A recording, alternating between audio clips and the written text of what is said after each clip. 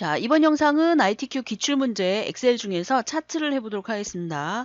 일단 차트의 문제를 잘 보시고 이제 만드시면 되는데 1번에 보면 차트의 종류를 묶은 세로 막대형이라고 돼 있고 2번에 데이터를 1번 시트에서 가지고 오래요. 자, 그러면 시험지에 차트 그림을 보시면 아래쪽에 보시면 X축 항목에 홈 네트워크 뭐 이런 말이 있죠. 자, 그랬을 때 반드시 제목부터 먼저 범위를 지정을 하고요. 자, 그 다음에 범례를 보면 진행 인원수 그랬으니까 여러분 키보드에 컨트롤 누른 상태에서 진행 인원수, 그 다음에 기본 예산 이렇게 잡습니다. 그래서 세 개의 영역을 잡는데 만약에 여러분들이 나는 이렇게 잡지 않고 따로따로 잡겠다 그러면 지금 문제 자체가 개발 1팀과 개발 2팀에 대한 것만 하고 있어요. 제목에 보면. 그래서 여기서부터 개발 1팀, 그 다음에 컨트롤 누르고 또 밑에 거, 또 밑에 거 이런 식으로 얘를 따로따로 잡아야 돼요. 자, 그게 번거로우면 여러분이 한꺼번에 처음에 범위 잡고 그다음 컨트롤 누르고 진행 인원수, 그다음 기본 예산 이런 식으로 범위를 잡은 다음에 불필요한 걸 삭제를 하시면 됩니다. 자, 여기까지 하시면 삽입에 가서 막대 차트로 일단 선택을 해놓고 자, 여기서 마우스 우클릭 그 다음에 데이터 선택을 갑니다. 그래서 여러분 시험지 2번에 보면 1작업 시트의 내용을 이용하여 그랬으니까 데이터 선택을 가서 차트에 나와 있는 그 데이터만 남기고 나머지는 삭제를 하시면 돼요. 그럴 때는 행렬 전환이라는 걸 누른 다음에 차트에 보시면 불필요한 부분들이 나와 있죠. 자, 그 불필요한 부분에 해당하는 거를 삭제를 해주시면 되겠습니다. 자, 이런 식으로 또 연속 관리라는 게 없으니까 얘를 선택하고 제거를 하게 되면 지금 총 6개, 둘, 넷, 6개 해당하는 것 쭉 리스트 확인하시고 그 다음에 행렬 전환 다시 누르시면 자, 이렇게 보여집니다. 자, 이렇게 한 다음에 확인을 누르시게 되면 만들어졌죠? 자, 3번 위치를 지정을 하래요. 자, 그랬을 때 차트 이동을 해서 새 시트로 이동을 하고 그대로 나와 있죠? 이름을 제4작업이래요. 그래서 제4작업이라고 쓰고 확인을 누르게 되면 화면에 이렇게 앞쪽에 만들어집니다. 자, 이렇게 왼쪽에 만들어진 거를 가지고 쭉 끌고 지금 화면에 보이시나요? 검은색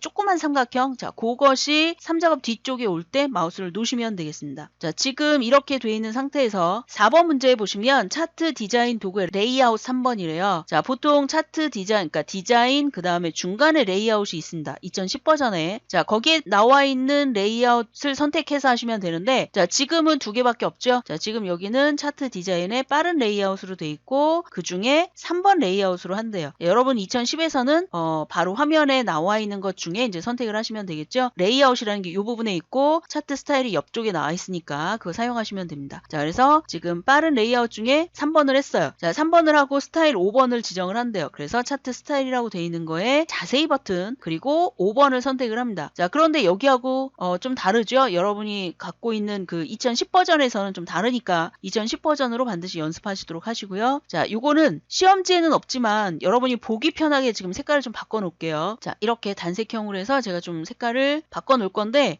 여러분은 이 작업이 필요가 없습니다. 자, 이 작업 필요 없으니까 그냥 놔두시면 됩니다. 자, 이렇게 표시가 되어 있고요. 자, 그 다음에 위쪽에 제목이 지금 적혀 있지 않잖아요. 그래서 얘를 클릭하시고 컨트롤 A를 눌러서 자, 그대로 입력을 합니다. 개발 1팀 및 개발 2팀 띄어쓰기 반드시 보셔야 되고요. 연구 사업 현황이라고 됐습니다. 자, 그리고 5번 문제 봤더니 차트 영역에 굴꼴을 바꾸래요. 그러면 차트 영역 선택하고 홈에 가셔서 이 부분에 굴림에 11포인트로 하래요. 11 엔터. 자, 그 다음에 11포인트에 채우기 효과를 분홍박엽지로 한대요. 그러면 차트 영역을 선택을 하고 서식에 도형 선택에 가보면 질감이라고 되어 있는 부분에 얘가 분홍박엽지입니다. 자, 얘를 선택을 한 다음에 문제를 보니까 그림. 자, 그림 영역이죠. 자, 그림 영역 선택하고 채우기를 흰색으로 지정을 한대요. 흰색. 자, 이렇게 됐죠? 자, 그 다음에 제목을 한대요. 제목을 클릭. 그 다음에 차트 제목은 굴림에 굵게 20포인트래요. 그러면 홈에 가서 굴림에 그 다음에 굵게 20포인트 지정을 한대요. 자, 20 엔터 지정을 했고요. 자, 그 다음에 원래 이제 여러분이 보실 때 얘가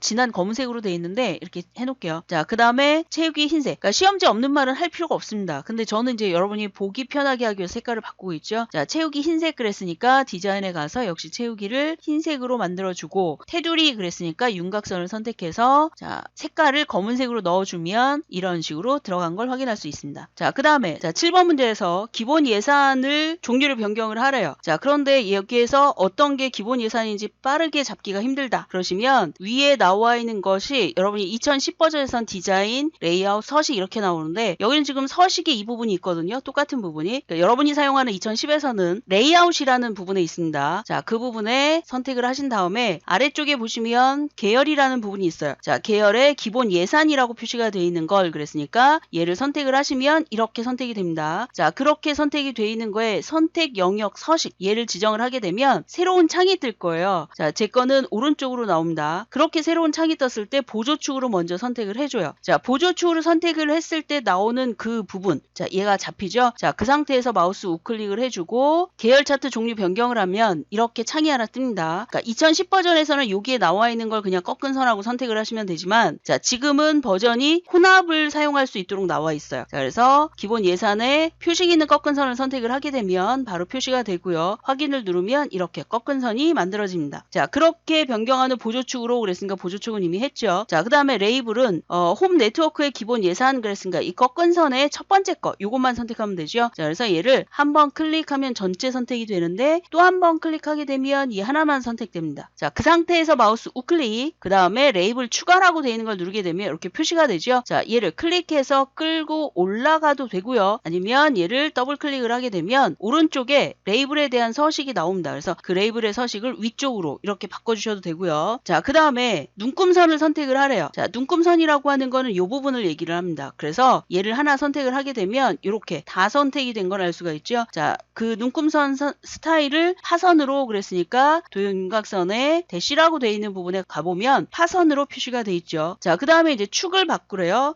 지금 왼쪽에 보면 0부터 14명까지 해당하는 게 그대로 나와 있고요. 자, 그 다음에 오른쪽에 보면 마이너스부터 이렇게 표시가 돼 있죠. 자, 이게 만약에 1작업에서 그러니까 여러분이 혹시라도 콤마를 눌렀으면 얘가 회계 방식으로 표시가 됩니다. 자, 그랬을 경우에 차트에서는 마이너스로 표시가 되고요. 만약에 얘가 숫자로 샵 콤마 뭐 샵샵 0 이런 식으로 표시를 했다면 여기에서는 0으로 표시가 됩니다. 그러니까 그거 잘 구분해서 사용할 수 있도록 하시고요. 자, 혹시라도 여기에 나와 있는 거를 나는 0으로 나왔었는데 그걸 바꾸고 싶다 그러면 얘를 더블 클릭을 하시게 되면 오른쪽에 나와 있는 것 중에 밑에 보면 표시 형식이라는 게 있습니다. 여러분은 아마 창으로 뜰 텐데요.